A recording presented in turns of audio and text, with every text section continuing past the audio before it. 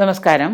2024 തിരുവോണം നക്ഷത്രക്കാർക്ക് 2024 ജനുവരി മുതൽ ഡിസംബർ വരെയുള്ള ഒരു വർഷക്കാലത്തെ സമ്മിശ്രമായ ഫലങ്ങളാണ് നമ്മളിവിടെ നോക്കുന്നത്.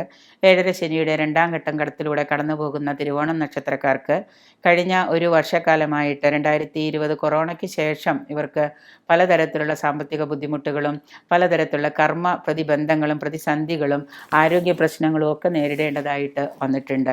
എങ്കിലും ചില കാര്യങ്ങളിൽ മാത്രം ഇവർക്ക് ഏതെങ്കിലും ഒരു തരത്തിലുള്ള ഈശ്വരാധീനം കൊണ്ട് പല കാര്യങ്ങളും നേടാൻ സാധിച്ചു എന്നുള്ളതല്ലാതെ പൂർണ്ണമായിട്ട് അവരുടെ ആ ഒരു അധ്വാനത്തിനും കഠിന ശ്രമത്തിനും ഒരു ബലം സിദ്ധിച്ചിട്ടില്ല എന്ന് വേണം പറയാനായിട്ട്. തിരുവോണം നക്ഷത്രക്കാർക്ക് ഈ വരുന്ന 2024 എന്ന് പറയുന്ന ഈ ഒരു വർഷത്തിൽ ആദ്യത്തെ 2-3 മാസവും കൂടി ഗുണദോഷ സമ്മിശ്രം തന്നെയായിരിക്കും. ഈ വർഷം മധ്യത്തോടു കൂടി, അതായത് 1199 ചിങ്ങം തീർന്ന 2000 ആണ്ട് തുടങ്ങുന്നതോടുകൂടി നിങ്ങൾക്ക് ഏതാണ്ട് ഗുണാധിക്യം തുടങ്ങുന്ന ഒരു കാലഘട്ടം തന്നെയാണ്. വർഷത്തിൻ്റെ ആദ്യത്തെ 3-4 മാസക്കാലം നിങ്ങൾക്ക് ദോഷപ്രദം തന്നെയായിരിക്കും. ആരോഗ്യപരമായിട്ടാണെങ്കിലും മറ്റു പല കാര്യത്തിലും നിങ്ങൾക്ക് ദോഷപ്രദമായിട്ടായിരിക്കും. അന്യദേശവാസം നിങ്ങൾക്ക് വന്നു ഭവിക്കുന്നതാണ്. വീട് വിട്ടു മാറി താമസിക്കുകയോ പരദേശവാസമോ ഒക്കെ വന്നു ഭവിക്കുന്ന ഒരു കാലഘട്ടം തന്നെയാണ്. വിദേശത്ത് തൊഴിൽ ചെയ്യുന്നവർക്ക്, വിദേശത്ത് ഇതുവരെ ജോലി ഉണ്ടായിരുന്നവർക്ക് ജോലി നഷ്ടപ്പെടാനും നാട്ടിൽ തിരികെ എത്താനും ഒക്കെ സാധ്യതകൾ കാണുന്നുണ്ട്.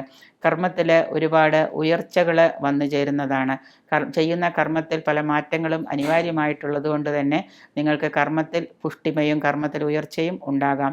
സാമൂഹികമായിട്ട് പ്രവർത്തിക്കുന്നവർക്ക്, സാമൂഹിക രംഗത്ത്, കലാകായിക രംഗത്ത്, അതുപോലെ തന്നെ മറ്റ് പത്രപ്രവർത്തനം, പരസ്യം ഇതുപോലെയുള്ള രംഗത്തൊക്കെ പ്രവർത്തിക്കുന്നവർക്ക് നന്നായിട്ട് ശോഭിക്കാൻ കഴിയുന്ന ഒരു കാലഘട്ടമാണ് ഈ 2024 എന്ന് പറയുന്ന വർഷം. അശ്രാന്ത പരിശ്രമം മൂലം പല ആഗ്രഹങ്ങളും നിങ്ങൾക്ക് നടപ്പിലാക്കാൻ സാധിക്കുന്നതാണ്. സ്വന്തമായിട്ട് ഒരു ഭവനം വന്നു ചേരാനുള്ള യോഗവും സാധ്യമാകുന്നുണ്ട്. യാത്രാക്ലേശം, അതായത് യാത്രാ അലച്ചിലുകൾ, പല യാത്രകളും അർത്ഥവത്താവാതിരിക്കുകയും യാത്രാക്ലേശവും വന്ന് ഭവിക്കുന്നുണ്ട്. പ്രത്യേകിച്ച് നിങ്ങളുടെ പ്രവർത്തനവുമായിട്ട് ബന്ധപ്പെട്ട കർമ്മരംഗവുമായി ബന്ധപ്പെട്ട സർക്കാർ ഇടപെടലുകൾ ഉണ്ടാകുന്നത് മൂലം, സർക്കാരുമായുടെ ഭാഗത്തു നിന്ന് ചില ഇടപെടലുകൾ ഉണ്ടാകുന്നത് മൂലം പണച്ചെലവും മനോദുഃഖവും ഉണ്ടാകുന്നതാണ്. തൊഴിൽ അന്വേഷിക്കുന്നവർക്ക്, അതായത് സ്വയം തൊഴിലോ അല്ലെങ്കിൽ മറ്റ് ചില ജോലി കിട്ടാതെ ചില തൊഴിൽ രംഗത്ത് തൊഴിലൊക്കെ അന്വേഷിച്ച് നടക്കുന്ന തൊഴിൽദായകരായിട്ടുള്ള ആളുകൾക്ക് ചെറിയ തോതിലൊക്കെ തൊഴിൽ ലഭിക്കാനും അതുമൂലം ചെറിയ സാമ്പത്തിക വരുമാനമൊക്കെ നിങ്ങൾക്ക് സാധ്യമാകുന്ന ഒരു കാലയളവാണ് ഈ 2024 എന്ന് പറയുന്ന ഈ ഒരു വർഷത്തിൽ. അമ്മയുടെ പൂർവിക സ്വത്ത്, അതായത് അമ്മയുടെ ഗ്രഹമോ അമ്മയുമായിട്ട് ബന്ധപ്പെട്ട ഏതെങ്കിലും സ്വത്തുക്കളൊക്കെ നിങ്ങൾക്ക് ലഭിക്കാനുണ്ടെങ്കിൽ അതൊക്കെ ലഭിക്കുന്ന ഒരു കാലയളവും കൂടിയാണ്. പ്രത്യേകിച്ച് നിങ്ങൾക്ക് അത് വിനിയോഗം ചെയ്യാനും അത് വിൽപ്പന നടത്തുകയോ ക്രയവിക്രയം ചെയ്യുകയോ ഒക്കെ ചെയ്യാനൊക്കെയുള്ള യോഗം സംജാതമാകുന്നുണ്ട് ഈ ഒരു കാലയളവിൽ. ഭൂമി വിൽക്കാൻ ആഗ്രഹിക്കുന്നവർക്ക് അതിന് തടസ്സം വരികയും ക്രയവിക്രയങ്ങളിൽ ഒരുപാട് നഷ്ടം സംഭവിക്കുന്നതുമായിട്ട് കാണുന്നുണ്ട്.